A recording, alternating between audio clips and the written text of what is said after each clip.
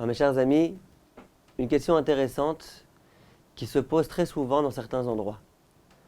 A-t-on le droit de procéder au kidouche avec un verre en plastique, un verre à usage unique? Ces verres-là qu'on a l'habitude de jeter une fois qu'on s'en est servi, ne serait-ce qu'une seule fois. Quelle est ici la problématique? Il y a une halakha qui concerne la coupe de vin sur laquelle on doit faire le kidouche. Il est écrit que cette coupe de vin, elle doit être intégrale, entière. Si jamais elle est fissurée, si jamais elle est cassée à un endroit ou à un autre, on ne peut pas réciter le kidouche en se servant de cette coupe de vin. Il y a un grand rave, immense entre tous, qui s'appelle le Rav Moshe Feinstein. Et ce rave dit, à mon avis, on n'a pas le droit de se servir d'un ustensile, d'un verre à usage unique pour faire le kidouche. Pourquoi? Il dit, moi je vais vous faire un raisonnement a fortiori. Imaginez que j'ai un super beau verre en or dont je me sers en général pour faire le kidouche. Simplement, il est cassé, il est fissuré. Est-ce que j'ai le droit de faire le kidouche dessus? J'ai pas le droit. Dit le Rav, si déjà j'ai pas le droit de faire le kidouche sur un verre en or qui est juste un petit peu fissuré mais qui vaut encore des milliers et des milliers, a fortiori que j'ai pas le droit de faire le kidouche sur un verre jetable, bien qu'il est encore entier, mais il est jetable. Il vaut 10 centimes, il vaut rien du tout. Donc a fortiori qu'on n'aura pas le droit. Voilà le raisonnement du Rav Moshe Feinstein. Je reprends en une minute. Si déjà sur un verre qui est en or ou en argent, dès lors qu'il y a un petit problème, une petite fissure, je ne peux pas faire le kidouche dessus. Alors que pourtant c'est un verre important, qui a une importance, c'est un verre en argent, c'est un verre en or. A fortiori que sur un verre qui n'a aucune espèce d'importance, parce que c'est un verre en plastique, parce que c'est un verre jetable, a fortiori qu'on n'aura pas le droit de réciter le kidouche dessus. Sur ça, la plupart des décisionnaires disent pas du tout quel rapport. Un verre, même en or qui est fissuré, c'est plus un verre. C'est plus un verre entier. C'est pas honorable de réciter le kidouche dessus. Ah, il est très très beau, il est parfait, mais il aurait été parfait s'il n'avait pas été cassé. Par contre, le verre en plastique dont je vais me servir maintenant, lui, il est entier. Alors, c'est peut-être pas un verre qui coûte très cher, mais c'est un verre qui est entier. Ce verre entier-là, il est adapté à réciter le kidouche.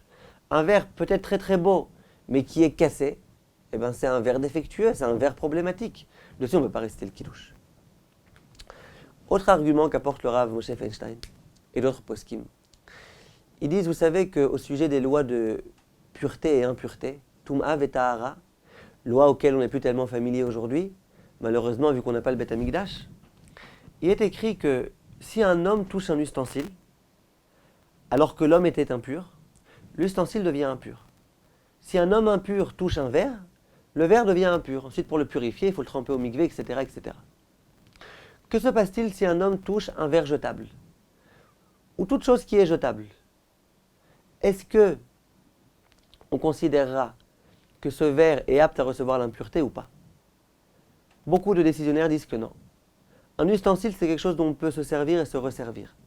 Toute chose qui est jetable, c'est plus un ustensile. Et donc ce verre, étant donné qu'il est jetable, c'est pas un ustensile.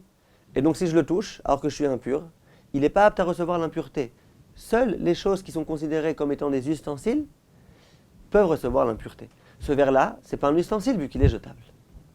Dit le Rav Moshe Feinstein, si je considère que c'est pas un ustensile, vu qu'il est jetable, alors c'est pas un ustensile. Pour faire le kidouche, vous êtes d'accord que j'ai besoin d'un kos, d'une coupe, d'un ustensile. Si j'ai pas d'ustensile, je peux pas.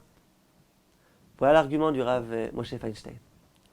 Sur ça, beaucoup de décisionnaires, le Tzitz Eliezer et le Rav Ovadia Yosef, beaucoup de décisionnaires disent c'est pas vrai. Pourquoi?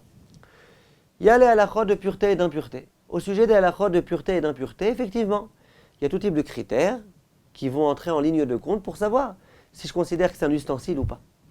Mais au sujet du kidouche, on m'a pas dit qu'il faut avoir un ustensile qui est apte à recevoir l'impureté. On m'a dit complètement autre chose.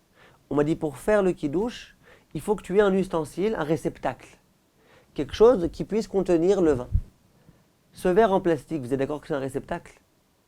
Il ne pose aucun problème en tant que réceptacle. Le vin est contenu à l'intérieur. Donc je peux très bien me servir de cet ustensile pour réciter le kidouche.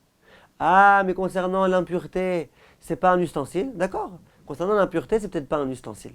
Parce que l'impureté, elle a ses lois. Mais concernant le kidouche, c'est un ustensile.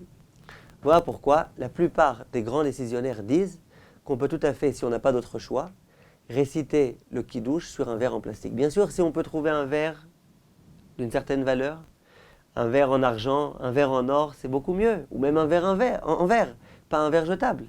Mais si on ne peut pas, on a tout à fait le droit de le faire. Le Rav Mordechai Eliyahu lui conseillait dans un tel cas de mettre 2 gobelets jetables, l'un sur l'autre. Bon, j'ai jamais compris. Je me suis dit, si l'un vaut 10 centimes, or 2 ça vaut 20 centimes, ça vaut encore rien. Alors comment ça se fait? Alors, j'ai parlé à son fils qui m'a dit que son père y pense que même un seul verre jetable, on peut s'en servir. Simplement pour que ce soit malgré tout un petit peu mieux, d'une meilleure qualité, que ça double son prix. Alors on en met 2. Mais effectivement, un seul verre, ça aurait suffi. Voilà la halakha telle qu'elle est. En m'amusant, j'ai voulu expliquer d'une autre façon. Il y a un rav qui m'a raconté qu'un jour il était en Amérique, invité chez un milliardaire le Shabbat. Ce rav-là, il a à Baruch Hashem beaucoup d'enfants. Et le Shabbat, il ne peut pas se permettre de faire la vaisselle pour tous les enfants. Donc il mange dans du chat pe'ami, dans des ustensiles à usage unique, de qualité, qui sont beaux. C'est dedans qu'ils font le repas de Shabbat. Lorsqu'il était chez ce milliardaire, il lui a présenté une vaisselle en or. Sur les fourchettes, il y avait des diamants. Vraiment, quelque chose d'extraordinaire. À un moment donné, ce riche, il a dit au Rav, « Et vous, dans quoi vous mangez Shabbat chez vous à la maison ?» Hein? Alors, le Rav, il lui a dit, « Ben nous, on mange dans des ustensiles, chat pe'ami, en plastique. » Autre, il a dit, « Ah, c'est quoi ça? C'est comme ça qu'on honore le Shabbat? Regarde chez nous dans quoi on mange. Regarde les beaux ustensiles. » Alors, le Rav lui a dit, « Non, nous, on honore plus le Shabbat que vous. » Il dit, « Pourquoi? » Il dit, « Parce que nous, chaque Shabbat, on mange dans du neuf. Pas vous. » D'accord? Donc, en m'amusant, on pourrait dire qu'un verre en plastique, c'est encore plus important qu'un verre en or, parce que c'est neuf. Bon, mais tout ça, c'était en m'amusant. En tous les cas, mes chers amis, à bientôt. Kol Tov et Shalom Uvracha.